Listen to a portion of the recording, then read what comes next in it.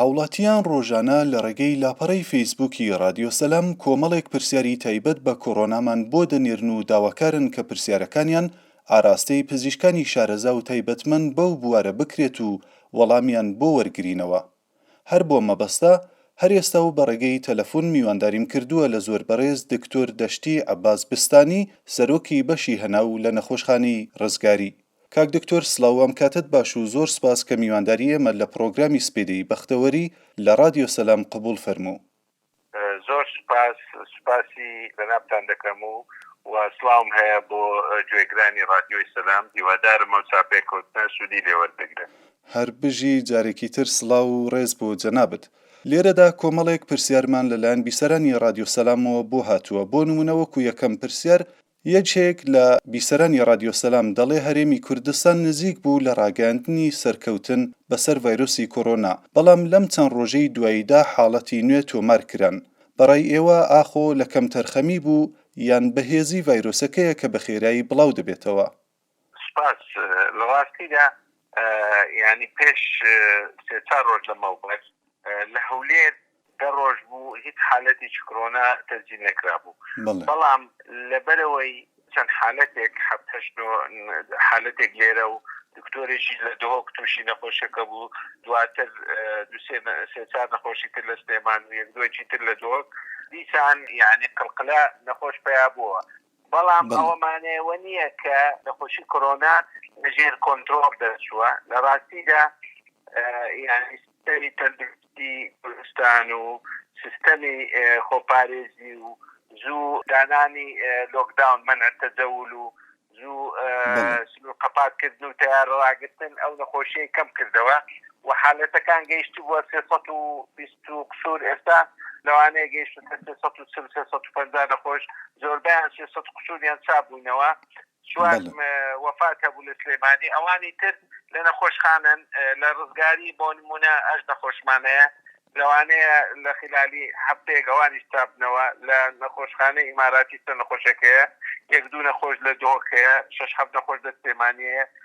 وەزعەکە لەژێر کۆنترۆلدایە، بەڵام پێویستی ئەوەی هەیە کە خەڵک پابەت من بە ڕێنماییەکان قەڵەباڵغی دروست نەکەن، فەندەوانە لە دەستکەن، ماچی زراحی دەمامک ببەستن کە دەچنە بازار و قەڵەباڵغی کەسرە دەگرن. پێویستە مەترێک لە بینی هەریەکە هەبێ لای کەمی و گەرماژ ئینشاءالله وا دەکا ینی وەزعەکە باشی. لە ڕاستیدا ئەگەر هیچ حالەتێک ڕیکۆرد نەکرا پێویستمان بە 28 ڕۆژ هەیە بۆ ئەوەی یعنی آخر حالت کە تەسجیل دەکرێت.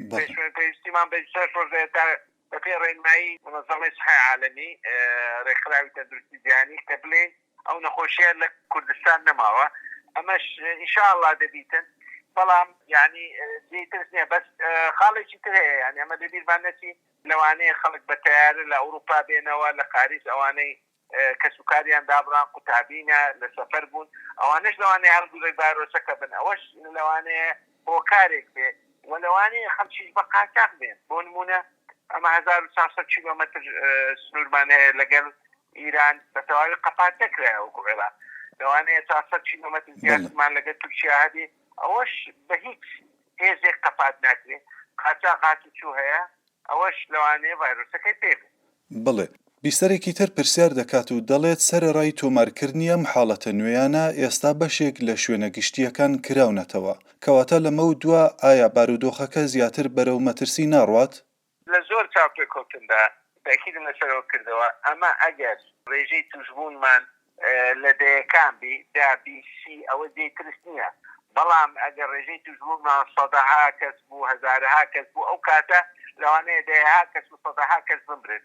بەڵام هەتاکو ڕێژەی توشبوون لە دەیەکان بوو، یعنی دابیسی یعنی نەگەیشتە سەدەکان، جێگای ترس نییە و پێویست ناکە دیسان منع تەجەول بکرێ و شوێنەکان هەموو قەپات بکرێت. بەڵام قەڵەباڵغی لە 50 نەفەر زیاتر نابی شانۆ بکرێتەوە، نابی تۆپانێ بکرێتەوە، دمۆر بچیتە ئەوەی نابی سینەما بکرێتەوە. ئەوانە جێگای خەتەرن. باقی تر ئەوانە ینی بۆ بازارکردن و ئەوانە بە شەرتێک 1 مەتر لە بینی هەر کەسێک بێ کەسی نیە ئینشاءالله. زۆر ڕاستە. بەڵێ لەم ماوەیە کەسانێک هەبوون کە دەیانگوت خواردنەوەی کحوول و شتی لەم بابەتە ڤایرۆس لەناو دەبات، بەڵام بینیمان لە چەند شوێنێک و لە وڵاتانی دەوروبەر کەمە ڕاست نەبوو. ئامۆژگاری بەڕێستان بۆ هاوڵاتیان چییە لەسەر ئەم بابەتە؟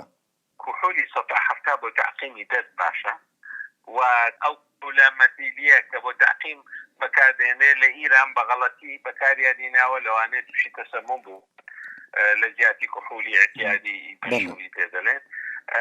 مەوزوعی کحولی هیچ علاقەی نییە بە کۆرۆناوە، بەڵام کحولی طبی لە 6 زیاتر لە 6 زیاتر 7 وەکو جێلیان وەکو ئاو دەتوانێت دەستی پێ تعقیم بکرێ بۆ ئەوەی یعنی کە ئەمە لە نەخۆشخانە دەستی پێ تعقیم دەکەن تا ئەگەر ڤایرۆس پێ بکەویتن ڤایرۆسەکە لەناو دەبێت. بەڵام یعنی ئەگەر خەڵک یعنی جلوبەرجی یان کوردەواری قەدیم یعنی بەتانیە و دۆشە گوروبالی فەوانیان بەو هاوینان و بە بەهاران دەبەر ڕۆژێ ئەوە زۆر کاریگەری باشی هەیە بۆ لەناوبردن و ڤایرۆسەکە و خاوێنکردنی یا تاوشتیوە. بەڵێ بیسەرێکی ترمان پرسیاریەوە دەکات و دەڵێ ڕێکخراوی تەندروستی جیهانی باس لە شەپۆلی دووهەمیان ڤایرۆسە دەکات. مەبەست لەمە چییە؟ ئایا تا چەند ئەم شەپۆلی دووهەمی ڤایرۆسی کۆرۆنایە ترسناکە؟ شەپۆلی دووەم لە پاییزی داهاتوو دەبی. ئەوەی یعنی ئەگەر تەماشای یعنی ئامارەکان بکەین ڕێژەی مردن لە ئەمریکا بەرەو دابەزینە، ڕێژەی توزبوون دابەزینە، لە ئیتالیا هەروەها، لە فەڕەنسا هەروەها، لە بریتانیا هەروەها، لە ئیسپانیا هەروەها لە تورکیاش، لە ئیرانیش. بۆ نمونە یعنی پێش هەفتەیەک لە تورکیا 150 کەس دەمرد، ئێستا لە 100 کەمتر دەمری. پێشتر لە تورکیا چەند هەزارێک توش دەبوون، ئێستا کەمتر توش دەبن. لە ئیرانیش وها، لە وڵاتەکانی دراوسێش وها، لە ئەوروپا و لە ئەمریکاش وایە. کەواتە شەپۆڵەکە بەرەو دابەزینە و لەنەیە شەپۆڵی دووەم لە پاییزی داهاتوو ئەو وەختی بەڵکو چینەک لقاحك پیدا دەبی، دەرمانێک پیدا دەبێ، عیلاجی دەکات، بە پێویست ناکە ئەو خەڵکە ئەوها بتۆقێندرێن و بترسێندرێن.